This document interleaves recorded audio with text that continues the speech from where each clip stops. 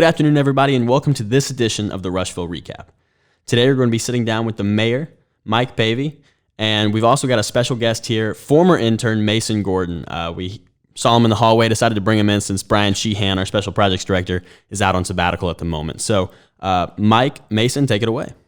Hello, Mayor. Thank you for having me. I will say the technology of this place has been upgraded exponentially since I was an intern. So congrats on that. Thank you.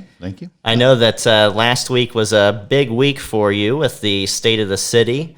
Thought we'd have a conversation about the importance of the state of the city and kind of give a summary for the folks of what was in the state of the city. So maybe start off by telling us, why do you have a state of the city? What's its role in government? And maybe, I know this year was a little bit different than years past. How was this one different?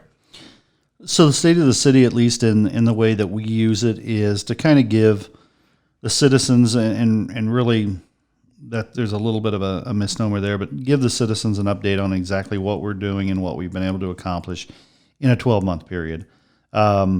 Now, the thing that we did different this year than we have in the past is, in the past we had always it was always hosted by the Rotary. It was a lunchtime event, and so you had to be a member of the Rotary or you had to be somehow involved with the city of Rushville to be involved or to be there to witness it. We sat out and didn't do the State of the City during COVID. It was a very intentional decision we made. But this year when we came out, we wanted to make sure that it was done more in a format that was less of an exclusive lunchtime event and more of a open to the general public. And if people want to come in and participate and celebrate with us, then that's what we push towards. So that's what we did. And the reason why that we made the decision we did on COVID was, to me, it seemed inappropriate, maybe disrespectful, that during the time when people were suffering and obviously there was death involved, illness, there were a lot of employment issues going on during that time, and people were, in my opinion, they were suffering through this, and to have us come out and spend an evening or an event saying, here's what we're doing, isn't it great, let's celebrate. And it just didn't seem like that was something that we wanted to do. So we chose to take a break, and we committed that whenever we feel like, COVID, I don't think will ever leave us, but when we felt like it was far enough along, we would come back out and pick back up on that tradition. So that's what we did. One of the cool things you highlighted in your speech was, obviously COVID had a tremendous negative impact on the community, but one of the kind of the neat things that came out of it was truly the collaboration between the community during COVID. Between governmental entities, between residents and local businesses. Maybe talk a little bit about how you saw the community rally around one another during the middle of the COVID pandemic. Yeah, there were some things that I think that we did and did well during COVID. I think one of them is the building we sit in. Under the old building, obviously was very tight quarters and would have not been very conducive to COVID and trying to distance. The new city center allows us each operating spaces, and it allows us the community room, which allows us to sit and have meetings of a substantial size, and people can still distance 6 feet. So COVID here, from the city's perspective, actually, the city center allowed us to continue to operate pretty much as normal all the way through COVID, except for the fact that we were closed to the public. So we could come in and do what we needed to do, but it wasn't nearly the challenge that I think many people would anticipate. But the things that happened that were amazing was the fact that obviously we continue to always look for retail and restaurants and things like that. And during COVID, we were able to have 4 new restaurants open. In the middle of COVID, Rushville opened 4 restaurants, which is unheard of. We invested in technology that made us more efficient. We were able to continue working every day somewhat like we had in the past, but we continued to work. We worked together with a program that was put in place called Rush Back to Local. You could buy business gift cards. And the partnership between the city, the county, the ECDC, the Chamber, and the Rush County Community Foundation sold $65,000 worth of these gift cards in 1 hour. And I think I took my data from you, and I think after the state of the city, Mason said, "Oh, I think that number was wrong." You forgot to fact check. Yeah. You always do that. But we sold how many?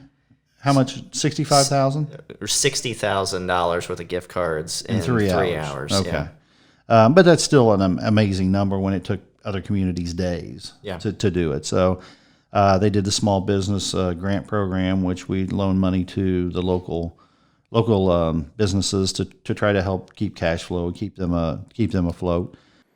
And then an added benefit that came later as a result of the federal government was the ARPA funds. So when you hear me talk about READY is ARPA funds. They're funds that the federal government had pushed into programs to say we need to keep the economy going. And those will allow us to make improvements to our community as a result of that modern stimulus plan. Obviously, COVID overall was a terrible pandemic that will never be forgotten. But if you try to look at the glass half full, the glass half full says there were some things that were happening during that time that ended up being positives, and they will end up being long-term positives. Yeah, and COVID truly was, one of the most substantial kind of interruptions to any sort of plan that you had as an elected official to accomplish the things that you wanted to see happen for the city, and you had you and the city had spent so much time the past 10 years simply planning for a better future. Maybe take a minute and talk about kind of the past couple of years. There was a lot of planning efforts that still took place during COVID. Why do you find planning important, and what were some of those plans that have been brought forward? Well, I think there's a quote out there, and I won't get it right because it's not in front of me, but basically talks about if you don't have a plan, how do you know if you got there? Mm-hmm. And so that's really my background. My background is, whether it be Ball State architecture or Purdue engineering, those type programs they're substantial programs, and you learn to kind of how you eat the elephant a bite at a time. And so you kind of try to figure out what's the big picture, and then how do I break it into manageable pieces.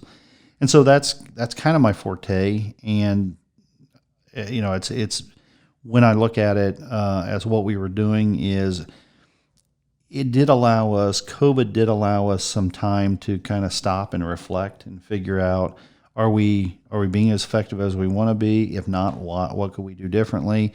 Are there things we can do during the pandemic that we probably could have done any time, but it left us, it left us with gaps of time to focus on things. So we didn't, like I say, we really didn't change any of the things we were doing day to day. I remember when COVID first started, and we were doing some of the stellar projects along Morgan Street, and I remember people saying, what is the city doing out there working? I mean, they've got people endangering their lives, and we're saying we're not endangering anyone's life. We've got a contract, and that contractor has decided he wants to go out and do work, and he's outside. His people are 6 feet away from each other. His option is to lay his people off, and he doesn't want to do that. So I do remember early on we were catching some grief because people were saying people shouldn't be out. They shouldn't, but I say we tried to continue best we could. I thought that one of our biggest accomplishments for statewide was when it came to Stellar, we finished Stellar on time and under budget. And that's impressive because we were the only community that did that. And then you throw in, and by the way, we did it during COVID. Mm-hmm. That's an even bigger accomplishment. So, I think that we were just really smart on figuring out what we could do during the COVID slowdown and what we should be doing. Yeah, and you mentioned Stellar, which is obviously a big, long, multi-year process and a huge accomplishment checked off the list. I know there's been several things that have happened over the course of the past 2 years. You mentioned all the success with kind of the COVID response, but putting COVID aside, there were quite a few projects that have been in your long-term plans to get done, like bringing additional housing to the community, like bringing weekend activities to the community. Obviously, the city center that we're sitting in now was a huge priority for you. So Right. maybe highlight for us, over the past since our last state of the city, what have been some of the, the things that you're proud of, the accomplishments that you've had and the city have had over the past couple of years? Well, I think there are some things that are, and I talked about it in the State of the City. There are some things that are internal to us that I don't think people would recognize. I mean, they don't understand, and I don't blame them. I wouldn't have either. You don't understand the impact some of the things we do have on the day-to-day activity of our departments. And so there are those things that we talk about during the State of the City. If you talk about the fire department's getting ready to get a renovation. And that's a big thing. We've been working on that for probably 7 years. Mm-hmm. So, but we haven't been out broadcasting it, but it's slowly behind the scenes. We've been trying to move that project forward. And won some state money to help make that possible. Won a $500,000 grant that will help offset some of the cost of that. The animal control, we just built a new shelter. Probably, for us, it is something that I think Brian Sheehan, as an intern, was working on a new shelter. Now that tells you how successful Brian was because he didn't get it. But that's something that was huge. The Parks Department, obviously, they just got out on a master plan. They have this Carol Jenkins Davis Park, and that now has a labyrinth in it. It now has a pavilion in it. So those are things. The street departments, they've invested roughly $3 million in infrastructure to the roads and streets since 2016. So, and then utility got folded into the city. It used to sit outside kind of alone, but it's been brought into the city family, and so now they're doing a lot of infrastructure improvements. Most are probably directly related to Diamond, mm-hmm. but still significant things are going on. And then outside of those things that I think the general public would recognize, and keep in mind, the State of the City it's a weird anomaly because you start it and you think, oh my goodness, what am I going to talk about? And then all of a sudden you lay out all the things you've accomplished. And I remember there was a State of the City, I remember, and I'll never forget it. I wasn't in office. But I remember one of the biggest accomplishments they had was they had put a pop machine in the fire department. And I was like, really? That's okay. So when you get down to writing down all those things, the State of the City goes to like a 4-hour speech. It becomes crazy. Mm-hmm. And then you have to go back and trim everything back out of it to get it to a speech that's somewhere between 30 minutes and 45 minutes. And it's just tough to do because what you realize is, man, oh man, I mean, I think I'm doing a lot, maybe in the mayor's office, but Craig Tucker is doing a ton as the chief of police and all the different things he's done. So it's a speech that you start out thinking, man, what am I going to talk about? And then all of a sudden you say, my goodness, I'm going to talk forever. And then you kind of pare it back down. So there's a lot of things, especially internally, that I don't talk on, I don't touch on because you just don't have time. But those were the internal things. And then you talk about the external things, which are the things that, the people who would sit and talk out in a public forum, they would recognize right. those things. So those are the things like Stellar, Ready. Those are both big programs.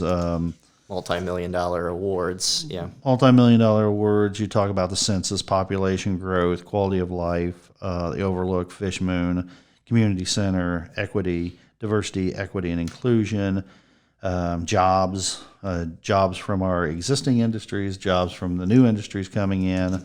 The fact that there obviously is miracles do happen because we'd have a tenant in the industrial park. Yeah. Also in economic development, something that's happened kind of under the radar, and that is we have a tenant in the industrial park. And I said that is about as elusive as seeing Bigfoot, but we have a company getting ready to open in the industrial park. It is called Project Nelson, and it is a Frito-Lay distribution center. And you mentioned jobs, and you mentioned the miracle in the industrial park, and that was kind of an announcement he made during the State of the City. In the long-term plans we talked about earlier, being able to have job creation in the Commerce Park at Rushville area has been a huge priority for the city for years. And there's about to be lots of movement up in that area. Maybe highlight for us some of the exciting things that we can start to anticipate in that area. So what the things that are gonna be not exciting but are big, and in your firm is working in that area. What you're going to see is a lot of utility expansion up into that area. You're going to get a booster pump that increases water pressure up there that as a person drives by, they won't see it. They won't recognize it. It'll look like a hut or just a change of contour in the ground. Right. But those are big, big things. You're going to talk at some point in the future about an elevated tank, which will be probably in the industrial park. You're going to talk about regional ponds up there. And I think one of the things that you learn as you put stuff together, and people ask, why do you spend time and effort that you do on the data collection, the polling you do? And one of the things we learned, and it's a piece that is our responsibility, and it's an education piece. When we were surveying people this last time, and we asked them, how do you rate Diamond? And they rated it high in the 4s as impactful and something that's going to change us. And we said, how do you rate the industrial park? And they rated it down in the 2s. But nobody understands that Diamond never comes here if the industrial park isn't there. Because the way the system works, people put in that they would like to go to a community and to a site. That software marries up the site that are out there and says, you can go look at these sites. Diamond came out and looked at the site and said, it doesn't fit there. We need 90-some acres, so we went over there. So without the industrial park, which is it's kind of a how to entice someone to come look, you don't end up with Diamond. And so the disparity in the score of those two, we know we need to do a better job educating. Congrats on that big win. I know that there's been a lot of hard work that's gone into making the industrial park a prime site. I mean, I think that's one thing that folks don't realize either, is that the industrial park is considered one of the most buildable sites in the state of Indiana. It's just I think there's 9 or 10, something like that are out there now. So it's one of those and that's why it gets the notice it gets. Right. Yep. So another cool thing that you had in the State of the City was an award of several city medallions, and obviously this year is a really big year for the city and the county, our bicentennial, and you've made a pledge to hand out, I think, 20 city medallions. And I felt like it was they became too trivial whenever we do 200. No, so we just picked a number and said 20 is appropriate, and in doing the research in the background and listening to suggestions, I think 20 is going to be right about where we want to be. But we wanted to make sure, I remember years ago I had a conversation with a city councilman, and we were talking, and he said, I'm just not a guy who's, feels like naming stuff after people or things like that. And I said, I guess if a person does things for the right reasons, then it's okay to name it. If somebody's just doing something to get something named after him, it didn't seem quite as genuine. But when we came into office, what we wanted to do is to honor those people who are doing significant things. And I think it's okay to hand a person, a medallion and say thank you. Mm-hmm. So this speech was kind of one of those where this is the opportunity to start that awarding or that recognition. So we did, and the first one we gave was to a gentleman who had a huge impact on. I mean, again, it's one of those where his impact for the average citizen won't be recognized, but for those people who work in the industry we do, his work was amazing, and to think he got nothing for it. He just decided that this is going to be my legacy. And the first person we're going to talk about is a person that I will tell you, as I grew up, I knew him as a classmate's dad. That's how I knew him. I knew he was a father, a farmer, a man who went to church every Sunday, specifically a dairy farmer. I knew that. But the impact he made on the community and why I would recognize him is because of his community service in the area of water. He took on a project that I don't know why, but he did. And he was the leader in our levee development, in cleaning the river, and in making sure we understood how our drainage worked and what didn't work. His medallion is engraved because it was thought about in 2018. But he took ill, and the fear was, how do we award this to him whenever he's not where we want him to be publicly? So we waited. And COVID. And then we waited, and he passed away. And then we were stuck with COVID. And so this is the first opportunity we have had to pay respects and to honor Wilbur Hoeing for the work he's done for the city of Rushville and for the Rush County community. So if the Hoeing family would step forward, we will give him the highest recognition we have in our community in his memory. The second one went to, and this one's kind of a tough one because you're going to have people critique you, but obviously 3 people who are very close to me. But that shouldn't take away from the significance of what they've been able to do. The next award will be 3, and obviously it is our 200th year anniversary, so coincidentally, these 3 individuals who I've known all of my life for the most part took over a family fun party and turned it into a fundraiser, and over their time involved in it, they have raised $200,000, which go back to the community. Those are Brian Sheehan, Dan Shanahan, and John McCain. The next one was given, the next one, which I didn't give 2 to this one because I don't recognize them as 2 people. He has been involved in the city political world from years ago. He and his wife became mentors. The next one is 1 medallion. And this may seem weird, but I don't see this situation as any but one. These 2 are mentors in the community. They're civic-minded. At one time, I was told he ran the city. And fortunately, he met her and she ran him. So, but their names are synonymous with the school, library, Boys and Girls Club, and the things they do for youth in our community. They are wonderful people that I take great advice from. They just recently have become philanthropists in our community, and they thought, do I give them 1 or did I give them 2? And to me, they are always going to be Barb and Dave Molson.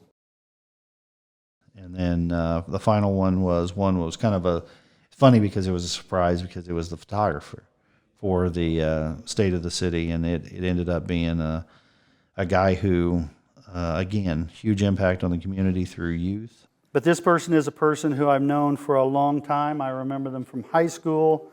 Their impact here has been wide-ranging. The craziest thing about this is they're going to get one of these with their name engraved on the back, and they designed it. To everyone in the community, they would know this person as Sensei. And he's had a huge impact on the youth of our community. He was a city council member with me for years. I got beat. He kept winning. I brought him back as a Board of Works member, and he served in that capacity for roughly 9 years. That goes to my friend, Darren McGowan.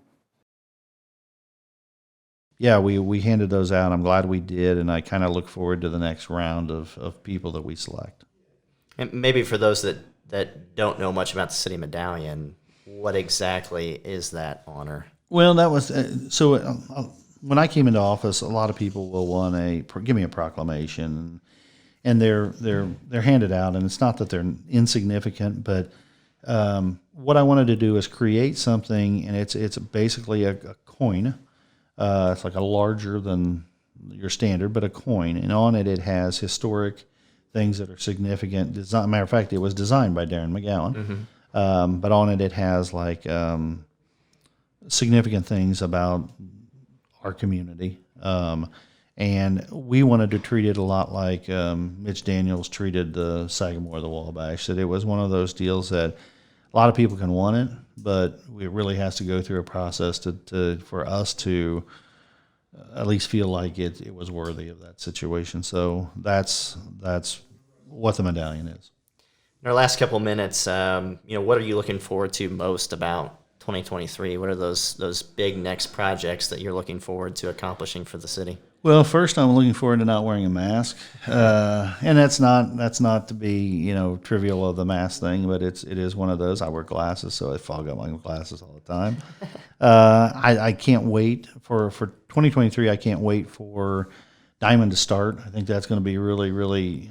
It's going to be community altering when we get that moving in the right direction. I think something in the industrial park will be cool. Obviously, housing continuing is something big for us. So it's really just continuing on with the things we've done and kind of setting up a few new things. I think there are some things we can do in education. I think we can do some things in workforce training that will be hugely impactful for what we're doing and what our goals are. So it really is just kind of a lot of the same, but building on it. So yeah, like I say, I think it'll be fun. It's always fun to plan, but it's also fun to drive by and see what those plans, what the fruition of those plans led to. So that's what I'm looking forward to. Well, congratulations to you and all the city employees that made the past couple of years very successful for the city of Rushville and for all of our residents. And we look forward to the next big accomplishments and look forward to what's in store for 2023.